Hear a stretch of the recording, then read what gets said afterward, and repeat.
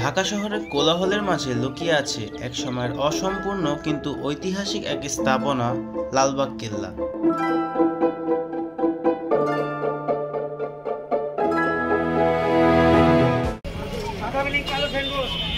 Guys দেখতে পাচ্ছেন কত ভিড়, আজকে দিনটা আসা একদম বোকামি হয়ে গেছে। এর চেয়ে ভালো ছিল সকাল সকাল আসতাম, পুরো ফাঁকা ছিল। তো যাই হোক, এখন ভিতরে ঢুকতেছি আমরা।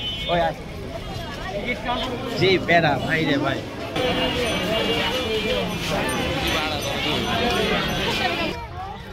তো গাইস অনেকদিন পর আসলাম লালবাগ কেল্লায়।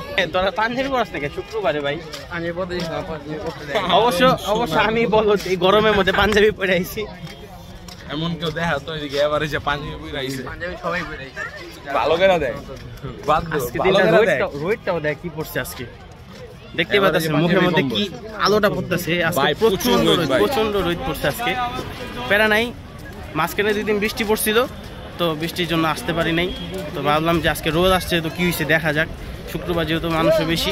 তো গাইস অনেকদিন পর ব্লগিংটা করতেছি, মাঝখানে অনেক বেশি প্যারায় ছিলাম, তাই ব্লগিংটা করতে পারি নাই। অনেক ভিড় ছিল, অনেক বেশি।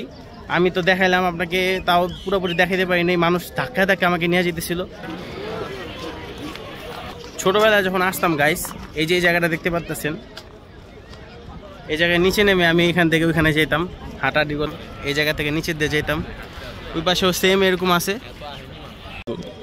তো গাইস আমরা এই দুর্গটার সাইড দিয়ে হাঁটতেছি, উপরে অনেক মানুষ আছে বৈশা।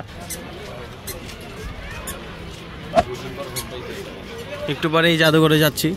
এটা মেবি বন্ধ ছিল এতদিন, এখন খুলছে কিনা এটা সন্দেহ, যাওয়ার পরে জানা যাবে। তো গাইস এটা মিউজিয়ামটা খুলছে, আগে খোলা ছিল না, এই মেরামতে কাজ চলতেছিল কনস্ট্রাকশনের। যাই হোক,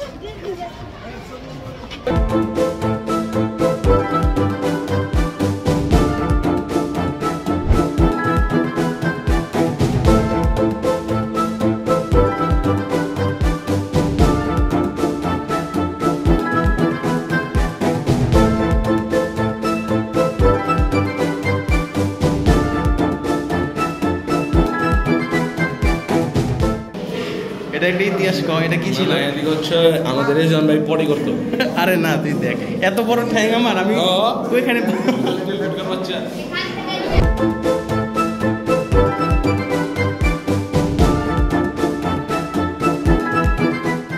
জানো আগে এখানে রাজার ড্রেস অনেক কিছু ই করা ছিল, শোতে দেওয়া ছিল, কিন্তু বর্তমানে এটার কাজের জন্য সবকিছু উঠায় বাইরে অনেকই রোদ।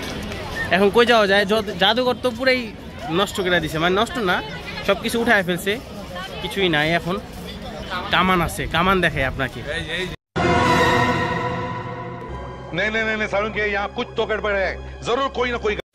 তো গাইস এখন আমরা আছি লালবাগ কেল্লার গোপন সুড়ঙ্গের রাস্তায়। তোমরা এখন নিচে নেমে যাচ্ছি, আমাদেরকে উপর থেকে ভাগায় দিছে। আশা বললাম নিচে পাহাড়ের উপরে নাকি মানুষ ফাঁকা করতেছে, শেষ সময় এসে পড়ছে যেহেতু, এই জন্য সমস্যা নেই, নিচে একটু ঘুরি, সকালে আবার আসবো। কারণ এখন এত মানুষের মাঝখানে আসলে কথা বলা যায় না, এক একজন এক এক দিক দিয়ে তাকায় থাকে, অনেক বেশি অকওয়ার্ড লাগে। আজকে চলে যাই, কালকে সকালে আবার আসবো, আইসা আপনাদেরকে আবার সুন্দর মতো দেখাবো। আর জাদুঘরটা সকালবেলায় বন্ধ থাকে, তো আজকে তো দেখাই দিলাম, কিছু নাই ভিতরে এমনিও।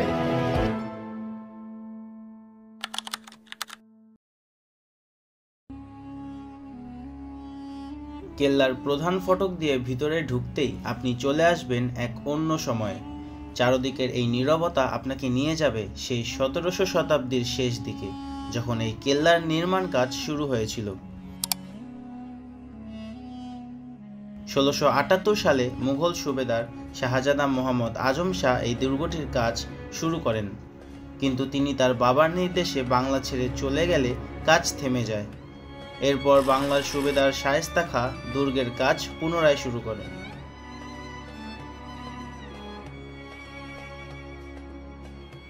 লালবাগ কেল্লার সবচেয়ে আকর্ষণীয় বিষয় হলো এর অসম্পূর্ণতা।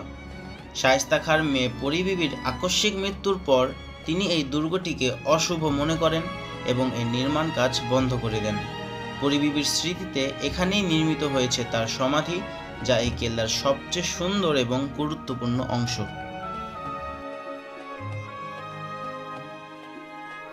ভেতরের দিকে রয়েছে 3টি প্রধান স্থাপনা, একটি মসজিদ, পরিবীবের সমাধি এবং একটি দরবার হল, যা বর্তমানে জাদুঘর হিসেবে ব্যবহৃত হচ্ছে।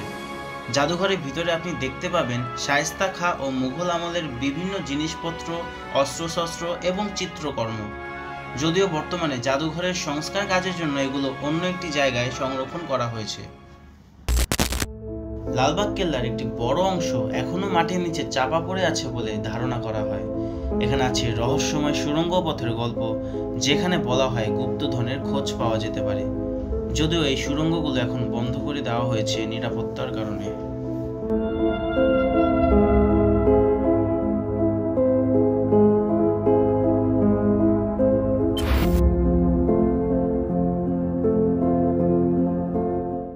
যদি আপনি ঢাকার ইতিহাসকে কাছ থেকে দেখতে চান, তবে লালবাগ কেল্লা আপনার জন্য একটি দারুণ গন্তব্য।